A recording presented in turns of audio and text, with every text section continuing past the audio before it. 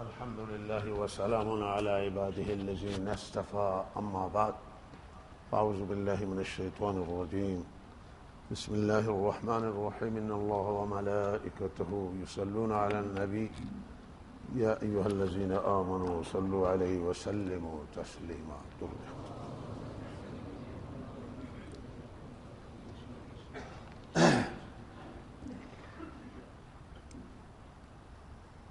قبل از هر چیزی باید شکر رب العالمین ادا کرد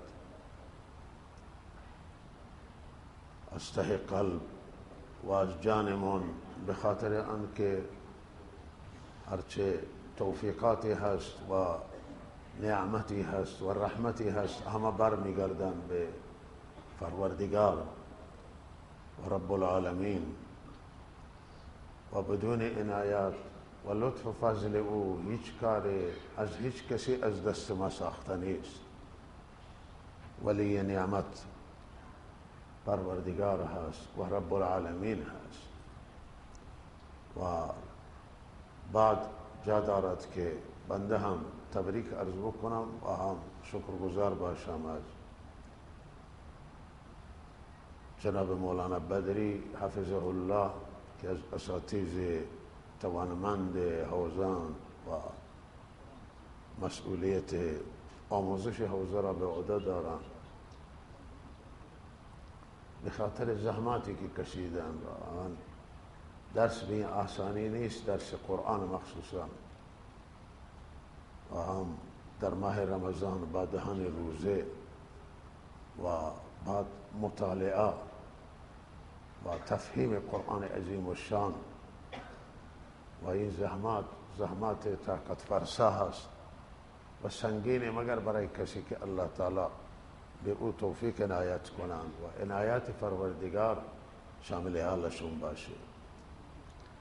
و این موفقیت بزرگی است که الله تعالی به ایشون عنایت کرده است. و هم تبریک عرض بکنم به عزیزانی که موفق شدن از درس قرآن ایشان استفاده بکنن. و این درس هم درس قرآن عظیم الشان برای شرکت کنندگان هم سخت، همانطور که برای استاد مشکله، برای شاگرد هم مشکل است. و کمبود خواب و وقت استراحت و وقت و بی وقت باید شرکت کنم به درس تا این ختم کل قرآن عظیم الشان شرکت داشته باشه. اما بعضی جا تفسیر نصف قرآن میگذارن در سال، اما نصف هم سخته، ولی اینکه کل قرآن کسی تفسیر بکنه واقعا مشکل هست، مگر با توفیق الهی که آسان میکنه همه چیز را. انشاء موفقیت بزرگی برای کسانی است که به این درس شرکت کرده. و طرز درسی که هم جناب مولانا میدن و بعضی عزیزان هم میدن، این طریق درس مال حضرت حسین علی رحمه الله تعالی است. و این یکی از شخصیت های بارز و ماهر در فن تفسیر در شبه قاره هند گذشته است. و از شاگردان ایشون کسانی را که بنده سراغ دارم، مولانا عبدالواحد گشتی رحمت الله علیه. مولانا عبدالواحد گشتی که به نام حضرت صاحب معروف است، ایشون از شاگردان مستقیم حضرت حسین علی هستند. و در پاکستان شاگردان بیشتری داشت، ولی شاگردش که خیلی درخشید مولانا غلام الله خان رحمه الله تعالی بود. یه شخصیت بسیار بارز و جهانی بود. در شعبان و رمضان تفسیر داشت و خیلی ها شرکت میکردند. و مولانا محمد طاهر معروف به پنجپیری رحمه الله هم از شاگردان ارشد ایشون و او هم خیلی شاگرد داشت و این هم برای قرآن خیلی خدمت کرده. است مولانا جاجروی رحمت الله علیه به واسطه شاگرد حضرت مولانا حسین علی رحمه الله تعالی هستند و یه روش تدریسی است و این روش تدریس بسیار جالبه. الله تعالی به حضرت مولانا حسین علی رحمه الله تعالی فهم بزرگی در قرآن، مهارت بزرگ عنایت کرده بود و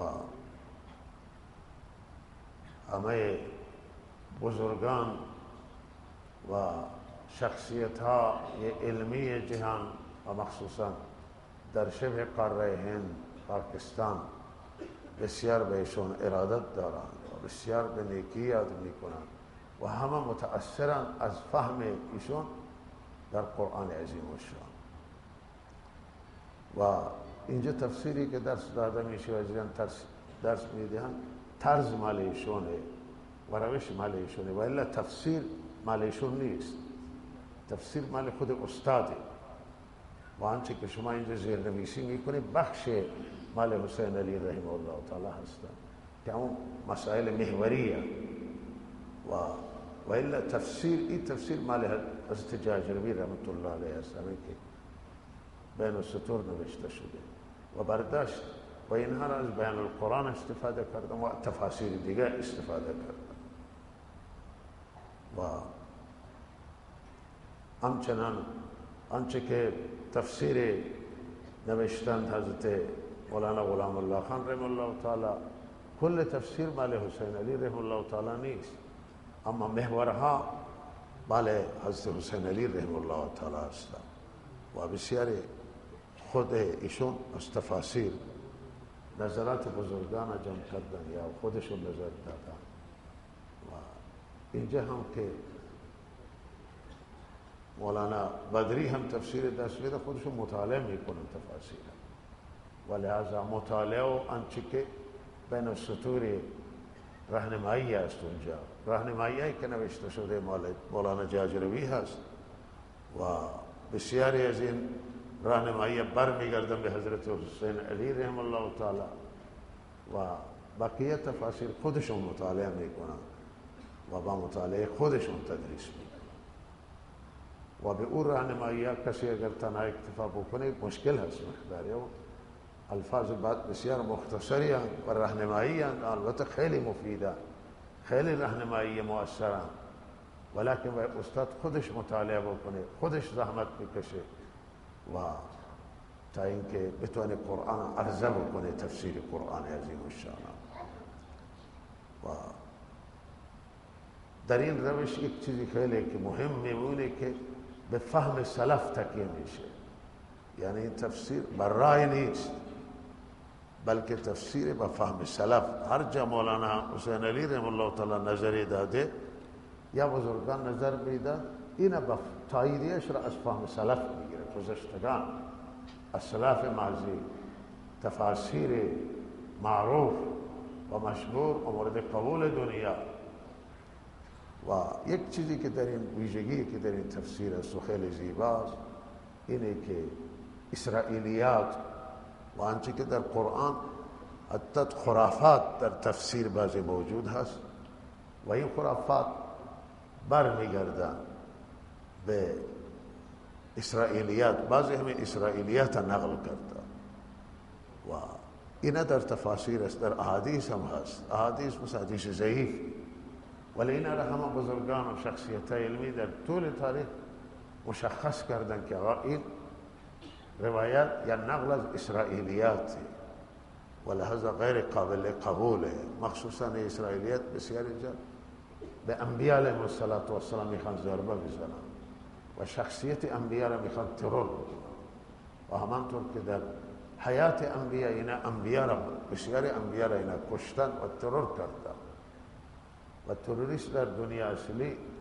همین یهودیه بودن و الان بنیانگذاری هم تروریست در دنیا اسرائیل و این ما با دلیل میتونیم ثابت بکنیم که تمام این گروه ها الان همه مسلمان های هم بازی که کار ترور انجام میده همه برمیگردن یا به همه اسرائیلی ها برمیگردن که اینا را عصبانی کردن، ملکشون را گرفتن، آماده نیست، این هم عصبانی.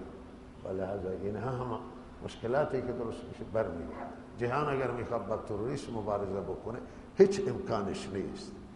نه جامعه جهانی نمیتونه و امریکایی هرگز نمیتونه مگر اینکه دست اسرائیل بگیره. دست اسرائیل بگیره تروریسم خاتمه حاصل میکنه. و درس امروز ما هم برمیگرده بعد به همین یهودی ها برمیگرده. شانزول این دو تا سوره مبارکه آمده است که حضرت رسول صلی الله علیه وسلم را جادو کردن. وقتی حضرت به مدینه منوره آمدن، صحابه آمدن، اینها شروع کردن به جادو کردن و زنهای مهاجره که هجرت کرده اینا را شکم بند کردن که اولاد نیارن. اولی فرزندی که در مهاجرین پیدا شد عبدالله بن زبیر بود. حضرت اسما بچه داشت در شکم و وقت زایمانش هم فرا رسیده بود، به همین حال هجرت کرد. وقت مدینه منوره آمدن حضرت عبدالله بن زبیر پیدا شد، او را آوردن خدمت حضرت، تهنیک کردن و خوشحال شدن مسلمانان که جادوی اینا اثر نکرده. همه جادو اثر نمیکنه ولی بسیاری از جادوها اثر میکنه و لحاظا اینا خیلی جادو کردند و جادوی به شخص حضرت رسول صلی الله علیه وسلم کرده. او هم کسی کرد که پشت سر حضرت نماز میخواند، منافق بود، یهودی بود، مسلمان شده بود به ظاهر ولی در باطن کافر بود. اونا جادو کردن و آن حضرت این جادو اثر کرد، یک اندازه اثر کرد و شاید اون چه که اونا میخواستن نبود. فشار بر آن حضرت وارد شد و بر سر مبارک آن حضرت فشار وارد شد و اونها هم آنطور که بعض روایت شده سر آن حضرت را هدف قرار دادند و آن حضرت از عایشه میفرمایند بعض کارها را که نکرده بود خیال میکرد که کردم من کار را و نگران بود و نمیدانست که این نگرانی چیه و تا شب دعا کرد و خوابید و آن حضرت بیدار شد، فرمود مشکل من الله حل کرد و فرمود که دو تا شخص به صورت انسان آمدن، یکی قسمت پایین پاها و یکی بالا سر و یکی از دیگری سوال کرد که این صاحب و رفیق چرا پریشانه نگرانیشون؟ او جواب داد که اینا جادو کردن. گفت که جادو کرده؟ گفت لبید بن اعصم. بعض روایت دخترانشون و ظاهرا اگر دختران هم جادو کرده که از بعضی نصوص معلوم میشه دستور پدر داده بود، لبید بن اعصم داده بود و پرسید که چگونه جادو کردن، تفصیلش را گفتند که اینها جادو کردن، در این جادو از شانه دندانهای شانه آن حضرت استفاده کردن، از موی مبارک که از سر و محاسن شانه کرده بود، از این موها یا سر حل کرده بود استفاده کردن، به دست آوردن اینها را و نخی را 11 گره دادن و اینها را گذاشتن در یک شکوفه درخت خرما که شکوفه هم شکوفه مذکری به اصطلاح درخت خرما به هر حال مذکر و مؤنث داره، نر و ماده داره، از همین درخت خرمای نر استفاده شده. شکوفاش اینا را گذاشتن توی چاه زروان و آنجا زیر سنگی قرار داد. گل رای حلش همینه که اینا در بیاورن و گره ها را باز کنن و سوره معوذتین آیه های معوذتین بخونن و جادو تمام میشه. در حال فرشته رانه که بخشش در حدیث مختلف بعضی جا آمده و این حدیث را هم صحیحین روایت کردم، بخاری روایت کردم، مسلم هم در مسند آمد است، هم در دیگه کتب های حدیث موجوده. و بعض روایت است که حضرت فرستادم، بعض روایت که خود حضرت رفتن و این روایت قوی‌تر همینه که خود حضرت رفتن و اونجا که رفتن چیزی عجیب بود. آن حضرت که رفتن این درختها را دیدن به شکل جن اینها نمایش دادن. این درخت خرما به صورت جن جلو آن حضرت آمدن و جلو بقیه صحابه چون جادو بر آن حضرت شده بود.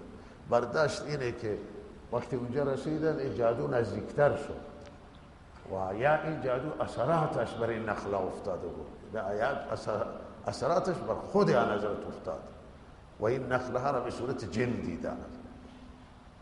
و چاه که رفتن آب داشت و این آبش به صورت حنا بریزن یا خون بریزن، چنان آبش قرمز بود و فرستادن و این جادو را بیرون آوردن و اینجا که بیرون آوردن آن حضرت این سوره قل اعوذ برب الفلق قل اعوذ برب الناس خواندن، گره ها را باز کردن و جادو را تخریب کردن و مجدد در چاه انداختن و فرمودن چاه را بار بدید خاکش کنید و راضی نبودن که این جادو بیرون بره و دست به دست بگرده و برای اونایی که جادو کرده اتفاق پیش بیاد، فتنه درست بشه. و بعضی آن حضرت گفته که شما اینها را بگذارید، اثر جنایت هم فرمودن میترسه که فتنه درست بشه. و بعضی گفتن تا این شخص معرفی بکنه کیا بوده، آن حضرت گفتن نه معرفی هم نکردن. حالا افراد خاص این روایت نقل میکنن، گفتن که این دهن مردم میفته، اینها را اذیت و آزار میرسونن و من نمیخواهم که اینا را آزار برسونم. من مشکلم را الله تعالی حل کرده و ما اینجا اخلاق کریمانه آن حضرت را میبینیم که چگونه از دشمنانش گذشت کرده است. بعض روایت این نشان داده که از موم حضرت مولانا شمس الحق افغانی رحمه الله تعالی آمده بود سالی که ما اونجا هم تفسیر ختم کردیم و خدمت حضرت جاجبی رحمه الله تعالی معوضتین درس دیدن و ایشون این نقل کرده. این هم بعضی مفسرین نقل کردن که از شکل موم سر مبارکه درست کردن و سوزن زدن به سر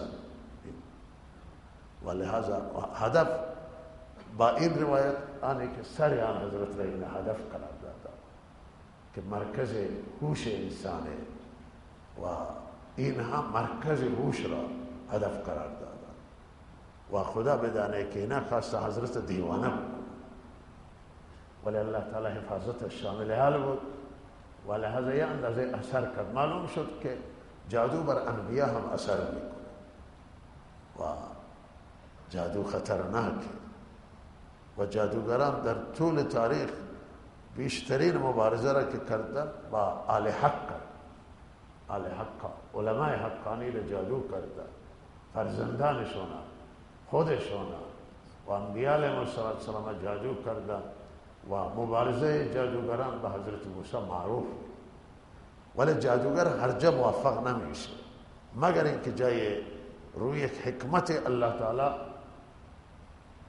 بخواه و اذن الله باشه ممکنه جادو اثر بکنه و به دلایل مختلف و حکمتهای مختلف گاهی اذن پروردگار شامل میشه و جادو اثر میکنه و روی اینجا الله تعالی شاید میخواست تعلیم بده به امت که اگر شما به جادو گرفتار شده رای حلش و رای حلش همینه.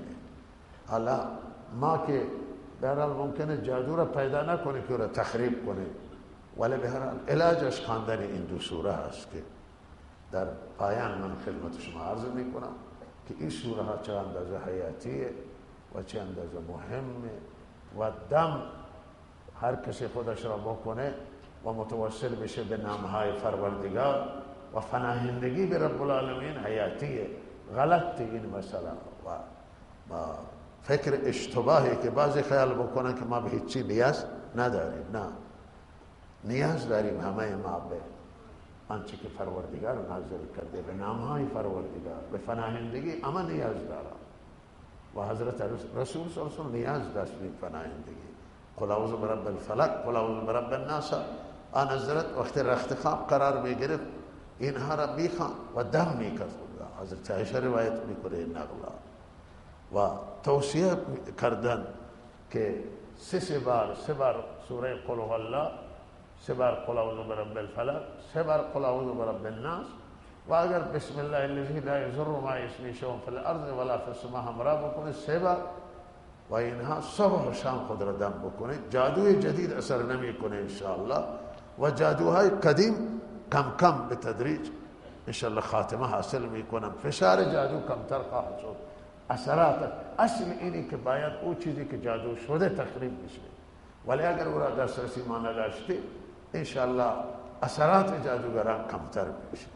و حیاتیه و توصیه شده که بعد از هر نماز معوذتین خوانده بشه، ولی اگر صبح و شام 3 بار خوانده بشه و دم بشه انشاءالله این خیلی اثرش بسیار مفیده و این خیلی مؤثر و مهم هست برای جادو، برای نظر بد، برای هر مریضی که در تصور باشه، برای هر مشکل. این 2 سوره بسیار مؤثره و مفیده و این پناهندگی به پروردگار قرآن عظیم و شان به پایان رسید و در پایان الله تعالی پناهندگی را ذکر میکنه که باید به الله تعالی پناه بگیرید، چون نعمت عظیم در دست شما افتاده و سرمایه عظیم و این سرمایه در دنیا در تصور نیست که به اندازه سرمایه قرآن باشه و سرمایه دین باشه. و الله اشتار داده که شما دشمن دارید، مخالف دادید و بالاترین مخالفان شما منافقین و بالاترین منافقین شما دشمنان شما کفار، و لحاظا شما پناهندگی به الله حاصل کنید تا از دست شر دشمنان نجات بگیرید. انسان حتی یه مغازه‌دارگاهی که مغازه‌اش رونق داشته باشه، یک کشاورزیش رونق داشته باشه و یک کسی پست حاصل میکنه، مقام دشمن پیدا میکنه، حاسدین هستن که حسد میکنن و لحاظا مخصوصا کسی که سرمایه دین دستش بیفته، ایمان دستش بیفته و او علم داشته باشه و الله به او علم عنایت کنه، به او دین عنایت بکنه، از همه دشمن این دیندار بیشتره، اهل حق بیشتره و لحاظا اهل حق باید اینجا تعلیم داده شده که متوسل به این سوره ها بشن و همه متوسل مغازه‌دار هم این سوره را بخونه. کسی که الله به اون مال داده هم حاسد داره، آبرو داده حاسد داره، کینه توز داره، جایگاهی به اون رسیده است هم کینه دارن مردم و لحاظا این سوره برای همه لازم. زنان بخونن، بچه ها را یاد بدید بخونن، خودتون بخونید، انشاءالله از همه دشمنان در امان میمانید و در حفاظت میمانید و این خیلی تجربه شده توی دنیا. هرگز صحابی دعایی را نقل میکردند همین در رابطه با جادو و در رابطه با آفات و گفته که شما این دعا را نقل میکنید که از هر آفت حفظ میشه و مخصوصا جادو، شما چرا با او هم عرض کنم سکته کرده بود و مریضی و شما چرا اینطوری؟ گفت من همون روز که مریضی به من برخورد کرده من نخوانده بود روز و لحظه این مریضی بنا زد و این مریضی به من برخورد کرد. وقتی که تقدیر فرا میرسه آدم دعا و همه چیز فراموش میکنه وقتی که بلای میخواد نازل بشه و روی این انشاءالله که بخونید از بلاها حفاظت است. بسم الله الرحمن الرحیم. قل اعوذ برب الفلق. شما بفرمایید رسول صلی الله علیه وسلم من پناه میجویم به رب فلق، به رب صبح. اینجا مستعیذ پناهگیرنده حضرت رسولان و هر کسی که این سوره را بخونه مستعیذ و رب مستعیذ به است، مستعاذ به خدا پناهندگی جسته میشه و من شر ما خلق ما منه الاستعاذه یزید چیزی که از او پناه جسته میشه به الله تعالی و لحاظا پناه میجویند الله. حضرت رسول صلی الله علیه وسلم الله تعلیم میده به رب. اینجا کلمه رب آمده است، رب فلق. الله تعالی در روایت ترمذی آمده است که 99 تا نام داره پروردگار، همه این اسماء حسنا یکی از اون ربه و اینجا کلمه رب شاید به همین حکمت آمده است که رب و مربی همیشه مربوبش را، یعنی آنچه را که تحت پرورش داره او را حفاظت میکنه. چنانچه مادر مربیه و فرزندش را حفاظت میکنه، استاد مربیه و باید خیال شاگردانش را داشته باشه که بی تجربه و جای خود را به آب و آتش نیندازد. بچه نادونه و خود را در آتش چاهی چیزی نیندازد. و لحاظ الله تعالی مربی همه جهانیان و لحاظا اونها را حفاظت کنن، اونها را نگهداری بکنن. فنا جسته شده به رب و تحریک شده رحمت پروردگار که تو رب مایی و ما را از همه شر مخلوقات و خصوصا از جادو حفاظت کنه. فلک اینجا از کنم که در حالی که الله تنها رب فلک نیست، فلک صبح و اصل فلک به معنی شکافتن هست. ان الله فالق الحب والنوى، الله دانه ها را می شکافه و فلک اینجا مراد صبح و صبح که می آید روشنی صبح می شکافه تاریکی شب را. و اینجا اشاره به آن شده است که همانطور که تاریکی شب شکافته میشه بر روشنایی صبح، همانطور روشنایی سلامتی بیاید و مریضی تاریکیه، مصیبت تاریکیه، بلا تاریکیه و شفا و برطرف شدن مصیبت این به منزل صبح و به منزل روشنایی است. و لحاظا به همین مناسبت اینجا فلک آورده شد. و الا الله رب فلک، رب شب، رب صبح و رب مغرب، رب المشارق والمغارب. ولی مناسبت پناهندگی اینجا در نظر معلوم میشه که مناسبت خیلی مهم. شما اگر میخواید از الله تعالی دعا کنید باید شما مناسبت تا در نظر بگیرید. البته در اکثر دعاهای قرآن لفظ رب آمده، معلوم میشه که رب در همه دعاها مناسبت داره. و حالا این ترجمهش را پروردگار میکنیم، ولی اگر خود لفظ رب کار برده بشه معتقدیم که رب که لفظ عربی خیلی جامعتر و خیلی مهمتر است. با همون کلمه‌ای که خود پروردگار دعاها را آغاز کرده، ربنا ظلمنا، ربنا آتنا، ربنا لا تزغ قلوبنا و الی آخره، ربنا آتنا ما وعدتنا، همه لفظ ربن. و لحاظا ما هم در دعاها ربا بگیم و کلمه ربا بکار ببریم، این مؤثرتر در اجابت دعا. گاهی الله تعالی میخواهیم از الله مال میخواهیم، روزی میخواهیم و بهتری که اونجا صفت جواد بکر، ای الله تو جوادی، ای الله تو سخی. و گاهی عفو گناهان میخواهیم، میگه ای الله تو توابی، ای الله تو رحیمی، ای الله تو غفوری، غفاری، غفوری، عفوی. و این کلمات بکار بردن تحریک کردن رحمت الهی است. حضرت مولانا عبدالعزیز رحمه الله تعالی میفرمودند که بندگان عارف و وارد میدونن با چه دعاهای رحمت الهی را به جوش بیارن و دریای رحمت و خزانه رحمت الله تعالی به حرکت در بیاورد. و الله تعالی ما را شناخت عنایت کنه و معرفت عنایت بکنه. قل و الله همه زبان را میدونن و به هر زبانی که شما دعا کنید، حتی دلتون نیت کنید دعا را و به زبان هم نیارید، همین نیت دل شما را هم میدونن و اجابت میکنن الله تعالی، همون که شما در دل نیت کردید و خواسته را با دل مطرح کردید.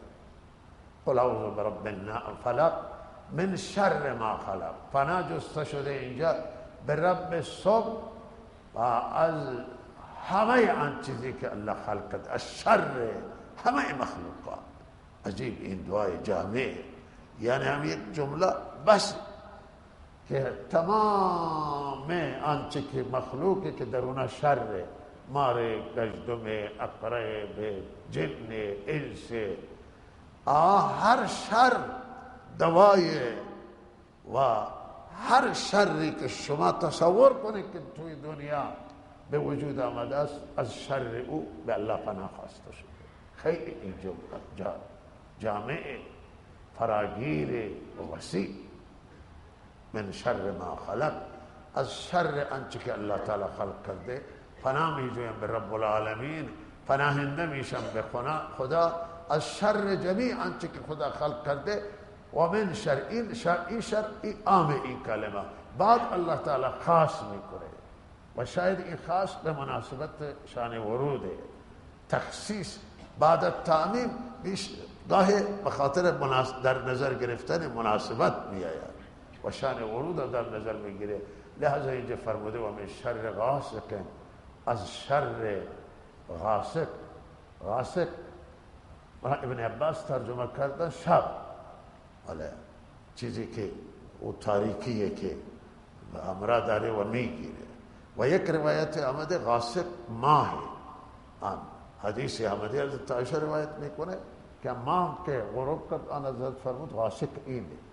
و وقب هم معنی این میشه که ما غروب بکنه، ما که غروب بکنه تاریک میشه. ولی ترجمه معروفش اینه که از شر شب وقتی که اذا وقب، وقتی که تاریکیه او گسترش پیدا بکنه و همه چیز در گستره تاریکی ما قرار میگیره. لحظه این وقتی که شب تاریک میشه، دزد خارج میشه، دشمن خارج میشه، مار خارج میشه، گژدم درنده ها از سوراخایشون غارایشون خارج میشن و لحظه این وقتی خطرناک است. و من شر غاسق اذا وقب. و جادو هم که کردن ظاهرا در شب کرده، این همینطور اشاره قرآن اینطور میرسه و اینطور هم معلوم میشه که جادو به الحمدلله جادو را بلد نیستیم، ولی برداشت ما از قرآن اینه که جادو را شب میکنن. حالا به خاطر آن بعضی میگن که شب میکنن که شب این کار بده و کار بد شب انجام میدن. و برداشت دیگه نه اینه که شب جادو بیشتر اثر میکنه، لذا اکثر جادوگران در شب جادو میکنن. و جادوگران دیگه هم کارای انجام میده. جادوگر زمان جادوش تاثیر میکنه که نماز نخونه. برای اون شخصی که جادو میشه او هم با بیدین باشه و یا بیدینی را اختیار کنه بیشتر اثر میکنه. و بسیار جادوگران تعویض داده و گفته شما نماز نخونید، مثلا به حالت جنوب بمانه. و جادوگران خودشون از جنابت معروفی که غسل نمی کنند و گاهی با ادرار غسل می کنند و بعضی تعویض می نویسند.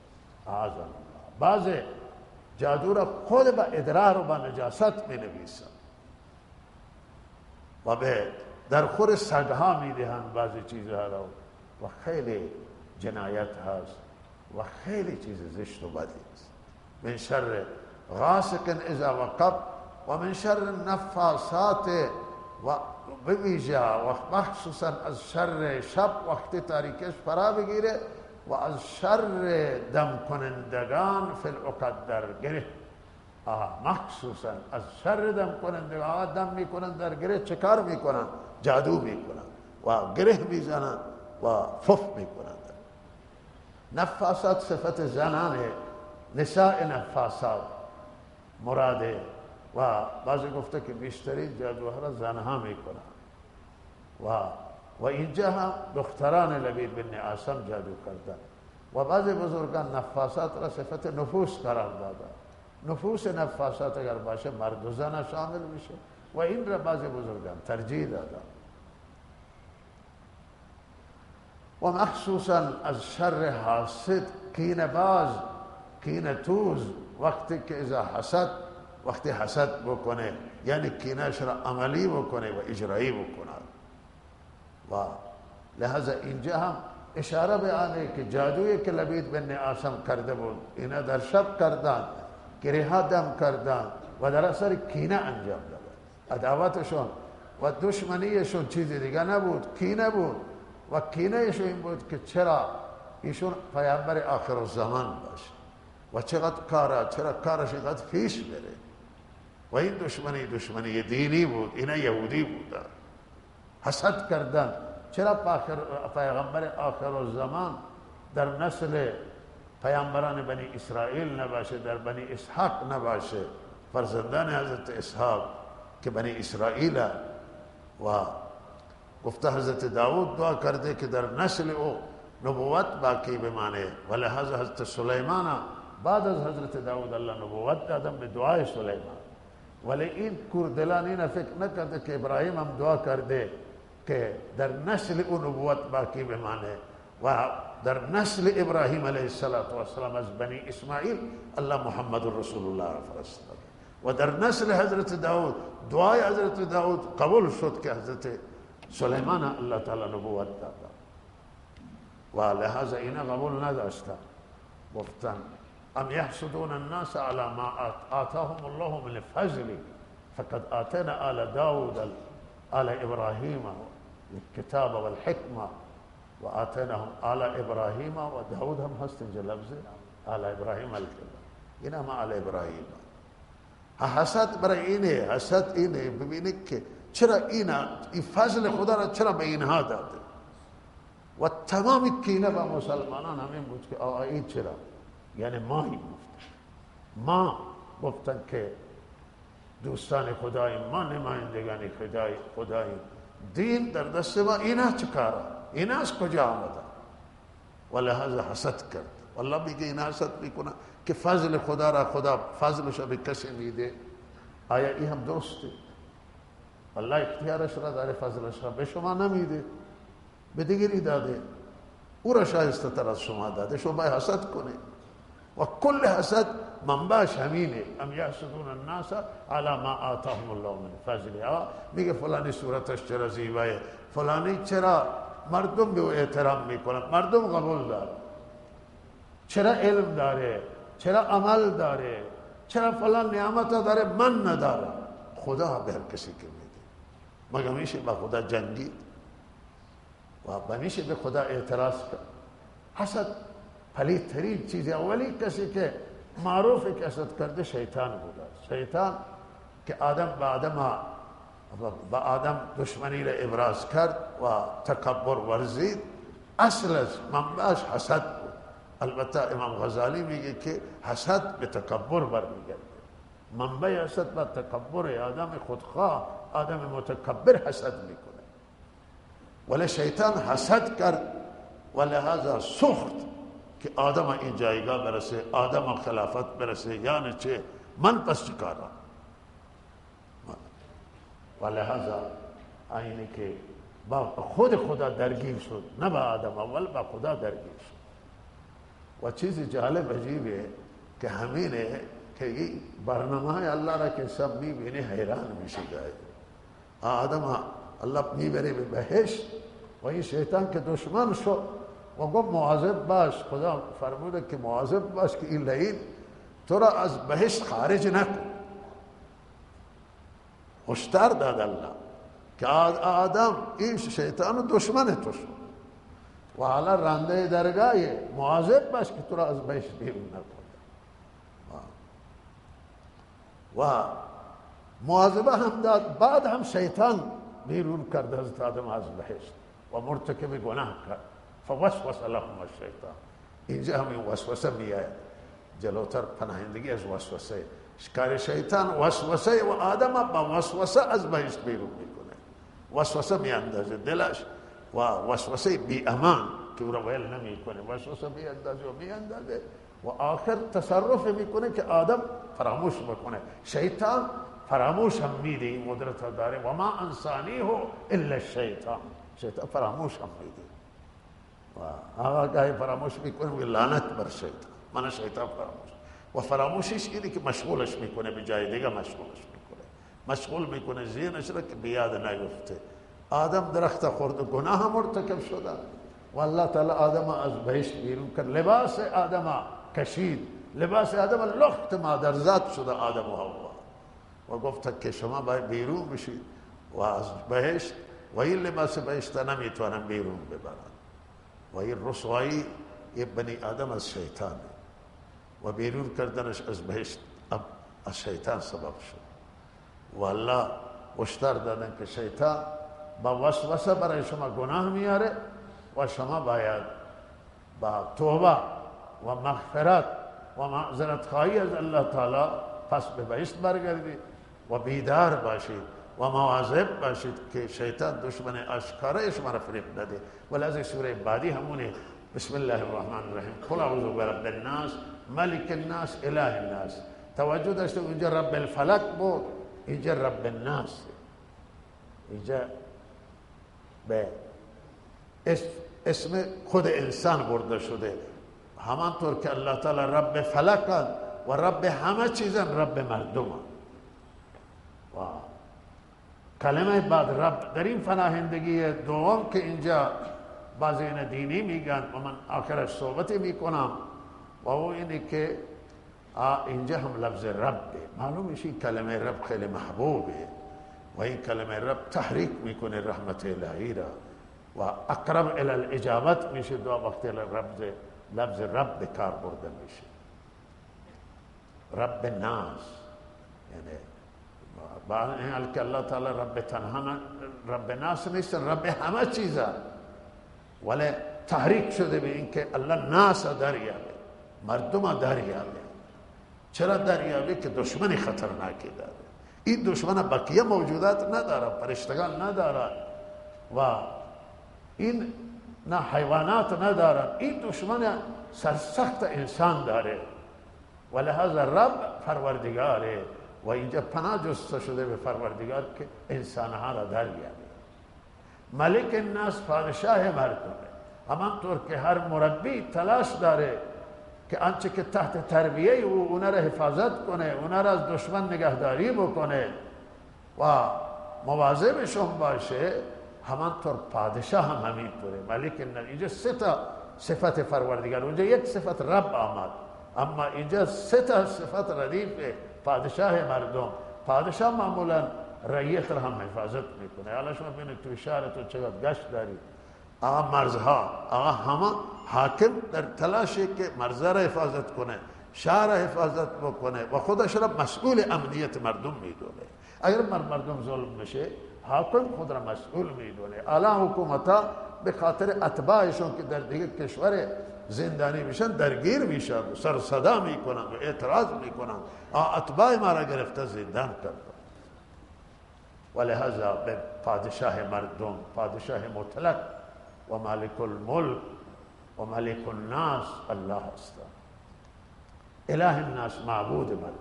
این صفت الله تعالی آورده شده که مناسبت داره به پناهندگی، برای آن که هر معبود، هر کسی که چیزی را عبادت میکنه به این مقصد که این منو از دشمنانم نجات میده. و اگرچه این افکار غلطه، تنها معبود یک است و او پروردگار الله، دیگه معبود وجود نداره، ولی مردم اشتباه غیر خدا را عبادت میکنن. ولی به هر حال معبود عابدین خودش را، عبادت کنندگان خودش را از دشمنان اونها نجات میده. اینها من عبادت میکنم، بنده من. و بعض روایت نسبت به بعضی آمده که الله پروا نمیکنه اینا کجا به هلاکت برسن، اما اونایی که خدا را دل و جان عبادت میکنن و فرمان میبرن، الله حافظ اونهاست و اونها را الله حفاظت میکنه. لحاظا صفت، هر سه صفت تحریک کننده رحمتای پروردگاره و این که خدا را به صحنه میآورد تا از شر شیطان حفاظت بکنه. این سه تا پناهندگی آمده به سه صفت پروردگار: من شر الوسواس، از شر وسواس. این چیزی است که از او شر او پناه خواستد. و شر وسواس، وسواس نام شیطانه و وسواس به معنی وسوسه انداختنه، اما شیطان آمد وسوسه می اندازد که اسم او و نام او خودش وسواس شده است. از شر وسواس معلوم میشه که وسوسه خیلی خطرناک. آقا این سه تا صفتان، سه تا صفت پروردگار از شر وسواس، شر شیطان که کارش چیه؟ الذی یوسوس فی صدور الناس، به سینه مردم وسوسه میاندازه. بسیار مردم که دیوانه میشن گاهی در اثر وسوسه میشن، وسوسه آخر سر به دیوانگی و مریضی روانی میکشن. و شیطان وسوسه میاندازه حتی در خود ربوبیت، در وجود خدا. و حدیث آمده که شیطان میگه آقا فلان چیزا که تو را که پیدا کرد؟ میگه من الله. اونا پروردگار، میگه خدا را که خلق. این شیطان کار لعین. از اینجا که میبره خوبه، میگه آقا شما را که خلق کرد، آسمان را که خلق کرد، زمین را خلق، الله الله الله. اینجا هیچ چی نمیگه، ولی بعد میگه که خدا را که خلق کرد. اگر قرار باشه که خدا هم خالقی داشته باشه، او خالق باید خالق او که باشه. و این به یک جای هیچ جایی بند نمیشه، ولهذا باید یک جای بند بشه و او پروردگار همه چیزا را که خلق کرد الله، بس اینجا توقف و به وسوسه گناه میاندازه. گناه میگه برو فلانی را بکش، تو را توهین کرد. بسیاری از این قتل ها که شما میبینید همه با وسوسه شیطان، البته وسوسه شیطان جنی و انسی. بسیاری از این جنایات همه شیطان، وسوسه زنا میاندازه، وسوسه اخاذی میاندازه، به گناه، به کارهای حرام، به ناجایز، به قتل، تمام اینا را شیطان وسوسه را میاندازه و این کنم نمیشه و لحظه آدم بدبخت میکنه. کسی را چاقوی زده بگو چرا این کار کرد؟ کشته شد. گفتم من خدا گرفت، شیطان من رسوا. هر کس بعد متوجه میشه که شیطان او را رسوا کرده، ولی اما قبلا او شیطان دنباله و وسوسه میاندازه. راهش همینه که بلا فاصله هر وسوسه که دل آمد قطع کنه و وسوسه گناه نه و دنبال وسوسه نباش. من شر از شر وسواس که شیطان باشه الخناس، عقب رونده. این شیطان در روایات آمده است که این نوکش را میگذاره به قلب بنی آدم و تزریق میکنه گناه را به دل بنی آدم، وسوسه را. و وقتی که شما یاد الله را الله میگیری عقب میکشی. اگر الله با زبان شاید اثر نکنه، الله با زبان و قلب باشه و برداشت اینه که اگر زبان و قلب همراه باشه بیشتر اثر میکنه و اگر تنها با قلب یاد میکنید این مؤثرتر میشه از اینکه تنها با زبان یاد میشه. وقتی که الله یاد میشه او عقب نام خدا را نمیتونه تحمل بکنه و نام الله تعالی را نمیتونه برداشت.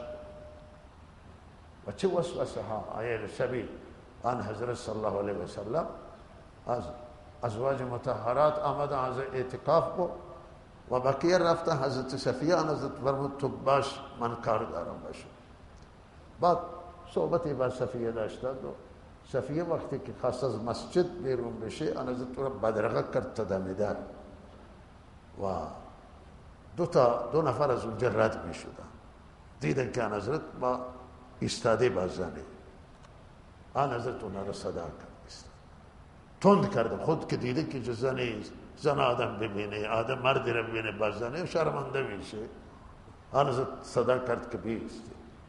ایستادن گفته این زن منه و صفیه هست.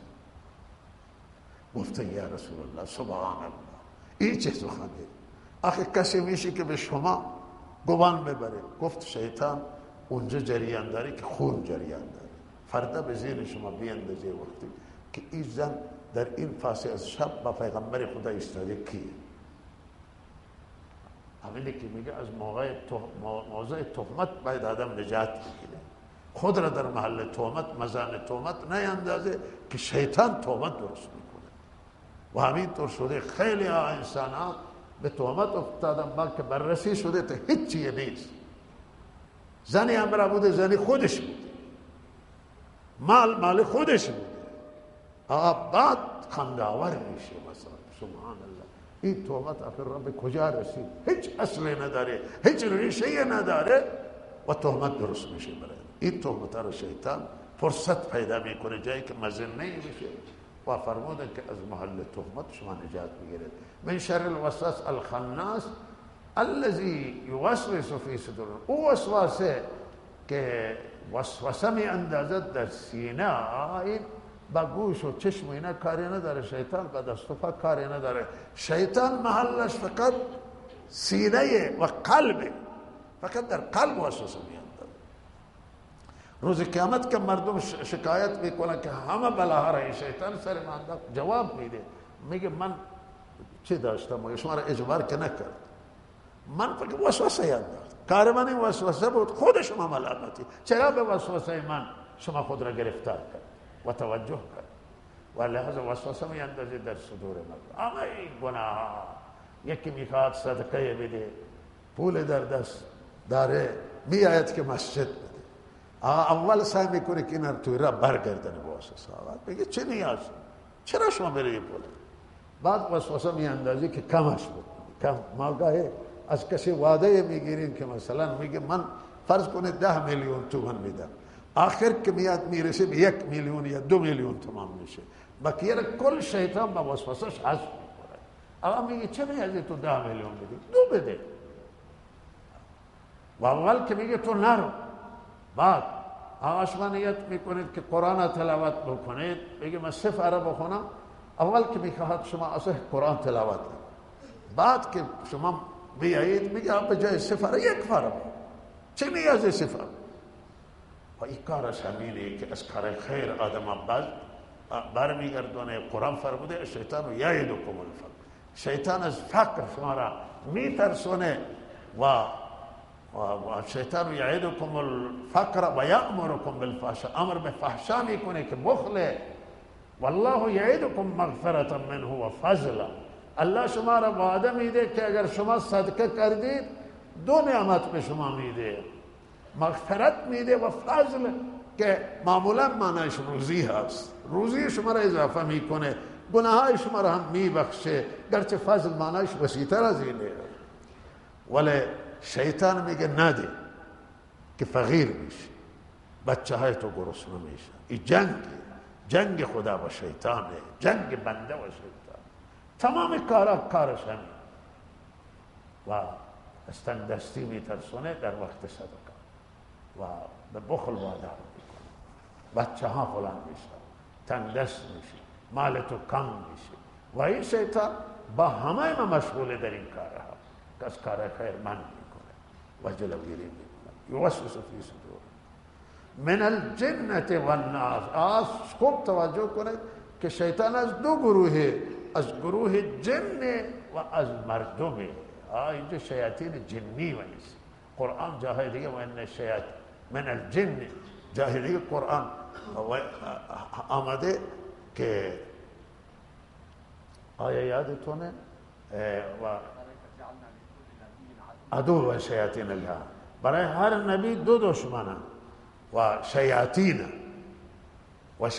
جنی و شیاطین انسی و اینها برای نبیان و برای هر کسی که در مسیر انبیا حرکت میکنه، یعنی مسیر حق، هم شیاطین جنی و انسی. از انسان راست میآید و میگه که شما این کار انجام. ما عزیزان تبلیغی آمدند و گفت پیش فلان ثروتمند خانه شما با ما بیا و ما میخوایم مسجد مرکز بسازیم. ما رفتیم به او که نشستیم، او تقبل کرد تقریبا هزینه کل مسجد بده.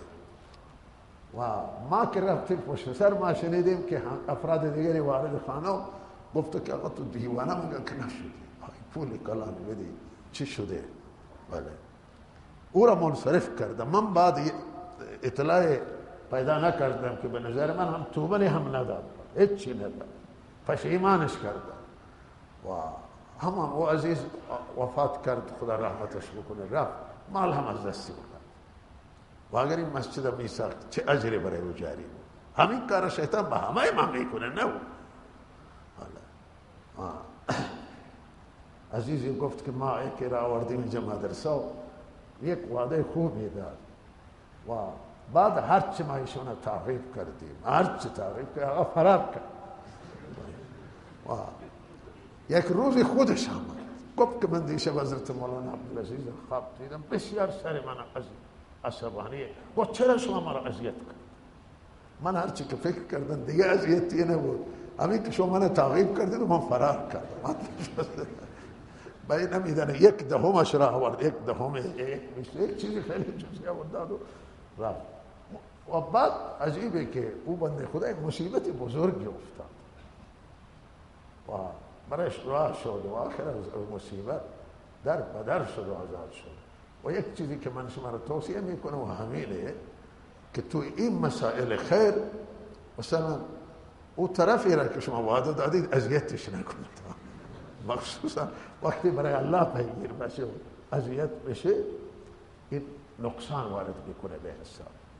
کسی که وعده دادید وعدهتون وفا کنید و عمل کنید به اون وعده. لحظه این شیاطین و مهاجر وقتی که هجرت شروع کردن بسیاری می آمدن به مهاجرین مکه و چرا هجرت زن و بچه ها به دست و پایشون خود را انداختن شما هجرت نکنید. بعضی صحابه از هجرت ماندن والله ناراض شد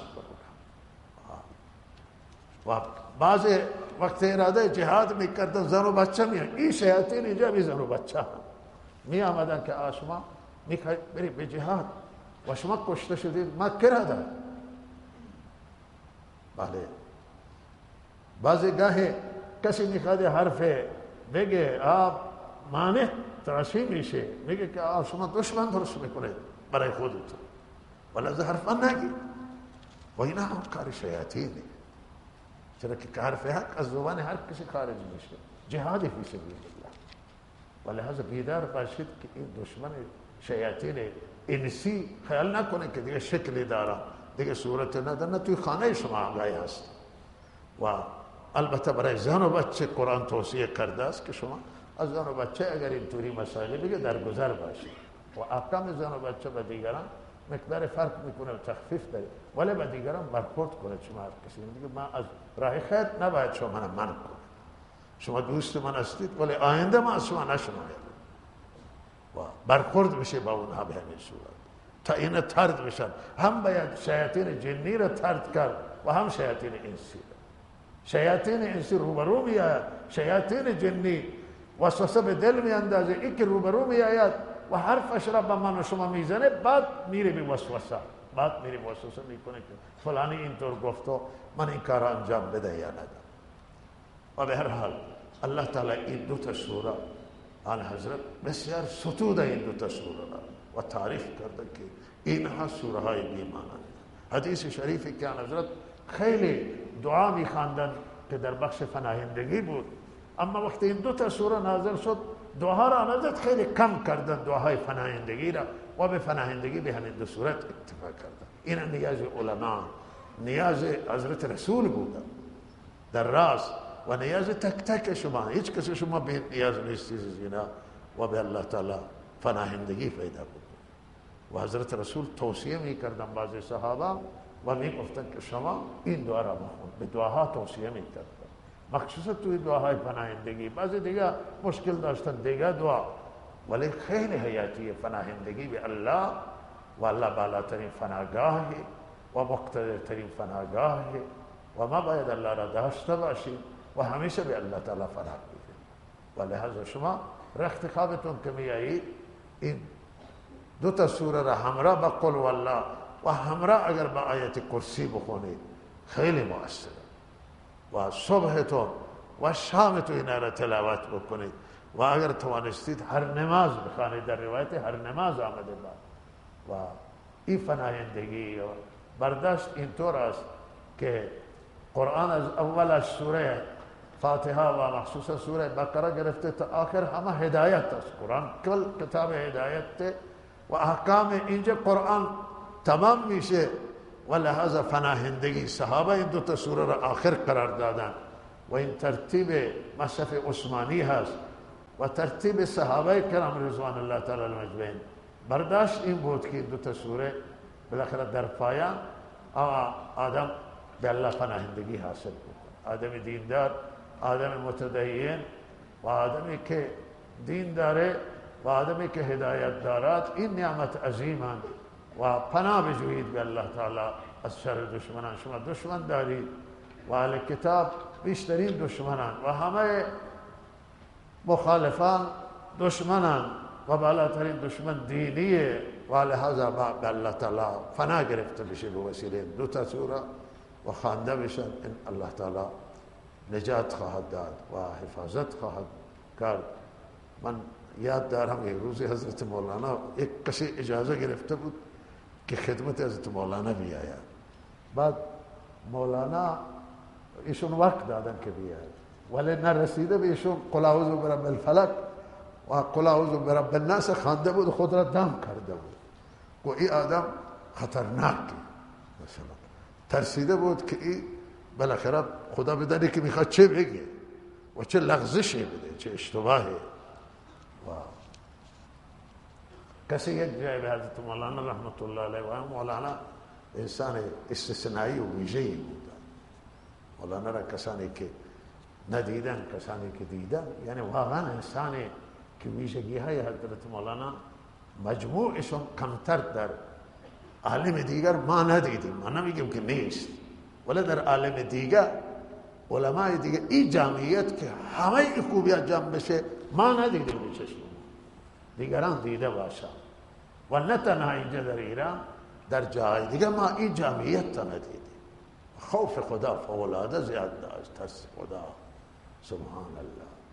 مولانا کسی همین که برای علاج رفته بود، بالاخره کسی زنگ زده بود که ما خود پیش شما می آییم. و مولانا نخواسته بود که نه ببینه، ولی گیر کرده بود مولانا، گفته خوب بیایید. بالاخره او گم شده بود، گم شده و بعد زنگ زده که سر به بیمارستان کشیده، تصادف کرده تو وسط راه ماشینش خورده و بالاخره بلای گیر کرده است. و گفته بعدا من می آیم که الان سرم به بیمارستان افتاده یا کجا، و روز دیگه میگه میام، بعد گم میشه، بعد با یک مصیبتی گیر میکنه و آخر به همین ترک منصرف میشه که مولانا رو زیارت بکنه. الله بندگانش را حفاظت کنه، الله بندگانش را حفاظت میکنه. فردا کسی بیاید و بعد تهمتی هم بخوره که مولانا خیلی هوشیار بود و هیچ کسی نمیتوانست او را فریب بده، حفاظت خدا با ایشون بود. ولی به هر حال بعض مردم اگر فریبی هم نده، بالاخره کسی نمیخواد اونا را ملاقات بکنه، ملاقاتشون ضرر داره و این ضرر الله داره.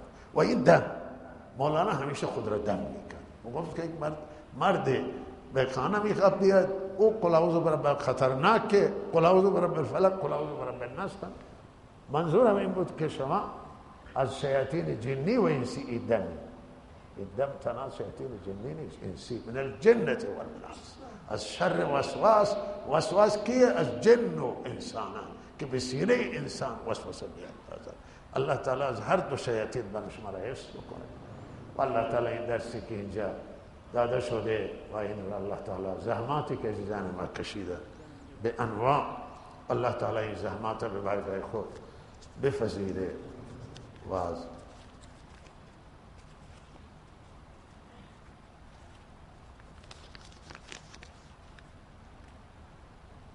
ای عزیز انتظامات وفات کرده، سما پیش بسید درخواست دعا شده و دیگه درخواست دعا. بله، جادوگر، کسی که پیش جادوگر میره ایمانش قیچی میشه و خطرناک، دین نمیمونه برای کسی که پیش جادوگر میره. و جادوگران به اکثرشون، بسیار بخش بزرگشون کافر میشن و این جادو همه کفریات داره. و الا ماشاء الله اگر جای کسی کافر نشه، حداقلش اینه که فاسق میشه، چون جادو حرامه و ممنوعه و ناجایز. لحاظا از جادو به شدت پرهیز میشه و رفتن پیش جادوگران، تماس گرفتن، این به منزل اینه که کسی دینش را به دنیا بفروشه و جادوگران دینشون را فروختن و دینی ندارن، دینشون را به دنیا فروختن.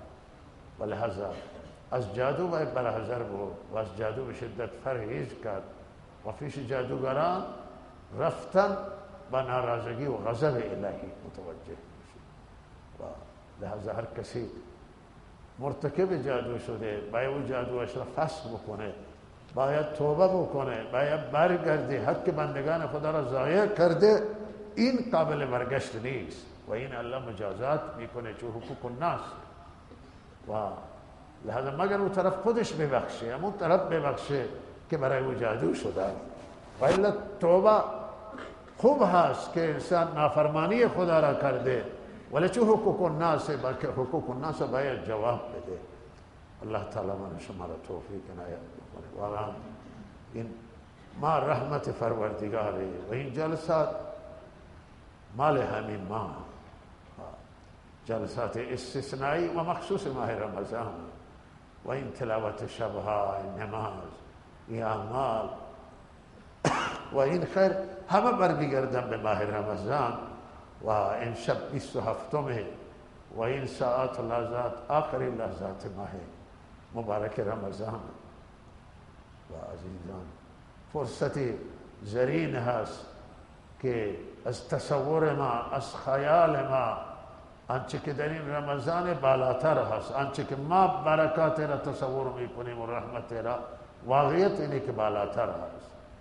و من شما این فرصت باقی مانده را هم استفاده بکنیم با تلاوت قرآن، با ذکر، با شرکت در برنامه ها، نماز، تراویح، جلسات و سعی نکنیم که ما فرصتی که به ما میرسه اینه به استراحت بگذارانیم و اینه به هدر بدیم از دست، چرا که من و شما از 3-4 شب و 3-4 روز بیشتر نمونده در ماه رمضان و لحاظا از بالاترین قسمتش دعاست، استغفار و توبه است و تضرع و زاری و رجوع الله است.